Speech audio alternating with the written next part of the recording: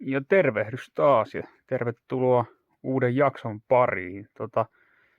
Mietin, että tällä kertaa voitaisiin tehdä pieni video semmosesta melko mielenkiintoisesta kohteesta, jossa kansalaissodan aikaa, eli vuonna 1918, niin sellaisessa piilopaikassa eräs henkilö sitten piileskeli näitä sodan julmuuksia ja tosiaan asusti keskellä metsää niin kuin siirtolohkareen alla olevassa, voisiko sanoa luolassa. Ja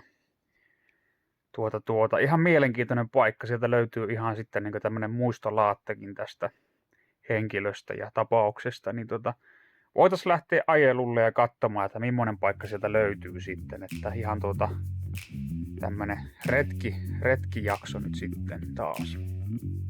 Eiköhän mennä.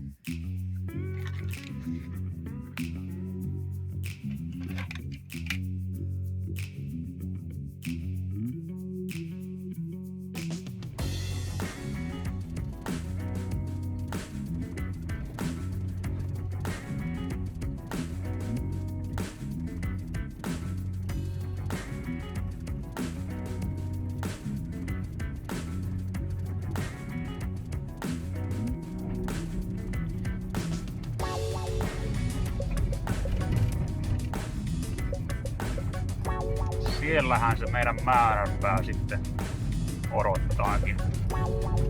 Näkyy tuo laatu tuosta ihan tähän tielle. Taisi otettaisiin auto tähän. No nyt voitaisiin tehdä sellainen pieni aikamatka menneisyyteen, että kuvitellaan, että on vuosi 1918 ja Suomi on vasta itsenäistynyt ja kansalaissota on repinyt kansan kahtia. Ja näissä maastoissa sitten pakoili tämän jakson, voisi sanoa, päähenkilö. Ja edessä olisi sitten ollut kuolema taikka sitten pakeneminen, ja tämä henkilö valitsi sitten pakenemisen, eli hengissä pysymisen, ja pakeni sitten tänne metsän helmassa olevan siirtolohkareen alle, missä semmoinen pieni luolakin sitten tuolla on ainakin aikanaan. Se on nyt tainnut täyttyä maatavaralla tässä reilun 100 vuoden aikana, ettei sinne juuri taida mahtua, mutta kumminkin toiminut sitten asumuksena. Ja tosiaan se oli sitten huhtikuusta lokakuuhun vuonna 1918, niin hän sitten piileskeli täällä kiven alla surmaajia sitten odotti, että tilanne vähän rauhoittuu. Ja hänen poikansa sitten toi tänne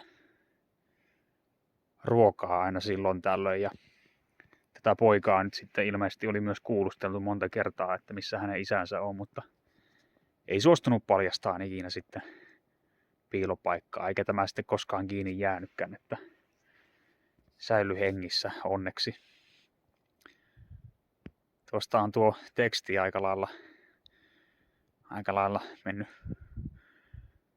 peittoon, tai ei peittoon, mutta ei enää saa selvää, mutta tuossa on ensimmäisenä tämän kyseisen henkilön sitaatti, jonka tämä poika oli sitten kirjoittanut ylös, eli menee kutakuinkin näin, että ken miekkaan tarttuu, se miekkaa hukkuu.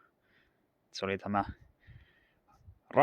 rauhanmiehen elämän ohje sitten ollut, ja mielestäni ihan hyvä ohjehan se onkin, että en nyt oikeastaan ota sen kummemmin kantaa tähän kansalaissotaan tai että sen kansalaissodan osapuoliin, mutta voisin itseni nähdä kyllä tämä henkilö roolissa täysin.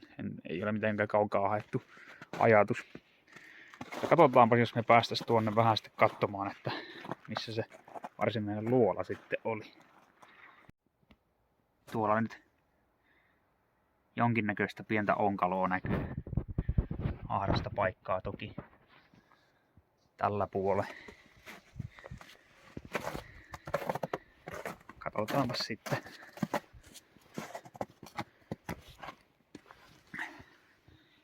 tiedä tuostakaan välistä. Tietysti kuoleman pelkohan se ajaa kyllä ihmisen varmasti minne vaan. Kierretään vielä tuonne toiselle puolelle. No niin, täällähän puolella on periaatteessa tämmönen vähän isompi aukko. Toki näyttää, että maatavarallahan se on saattanut täyttyä. Mutta tuo näyttää ihan siltä, että sinne mahtuisi kyllä menemään ja olemaan. Että siitähän se varmaan on se sisäänkäynti ollut sitten tähän piiloasumukseen sitten. Ympärillähän tässä on ihan täyttä metsää sitten, että ei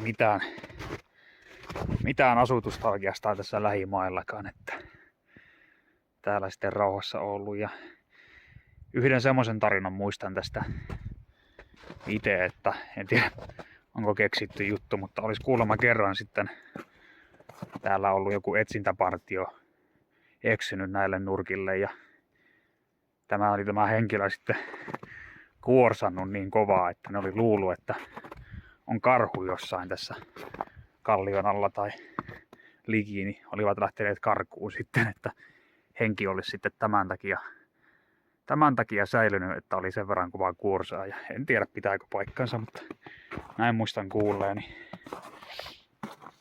Tämähän nyt sijaintina ei ole mikään hirveän erikoinen, että sama tämä iso lohkare ja metsää ympärillä.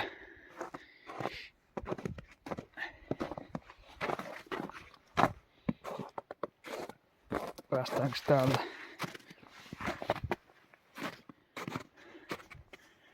Voitaisiin tuosta nyt katsoa vielä sitten niin sanottu Jussin kivi. Tämä on niinku kuvasta näkyy ja siinä on tuo 70-luvulla tuo laatta tuohon laitettiin. Ihan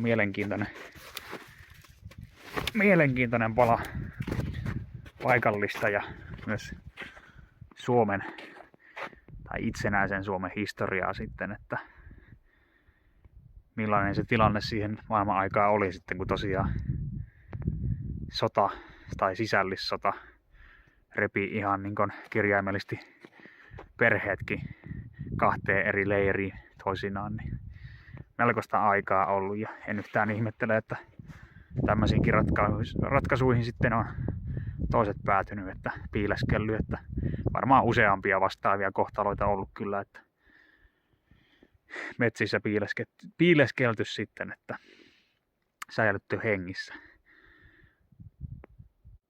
Huhtikuusta lokakuuhunhan se oli se aika, että kyllähän siihen mahtuu kylmiäkin öitä sitten useampia, että jos nyt on maaliskuun puoliväli ylitetty ja on kumminkin edelleen lunta ja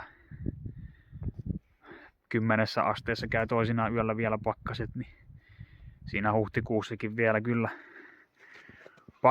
paljon pakkasöitä ja luntakin mahdollisesti. Ja no lokakuu nyt sitten riippuu tietysti pitkälti, mutta on se ollut varmaan aika kokemus täällä olla ja elellä se aika. Se on ollut pitkä ajanjakso, vaikka kumminkin on vaan tommonen, mitä se sitten on, puolisen vuotta.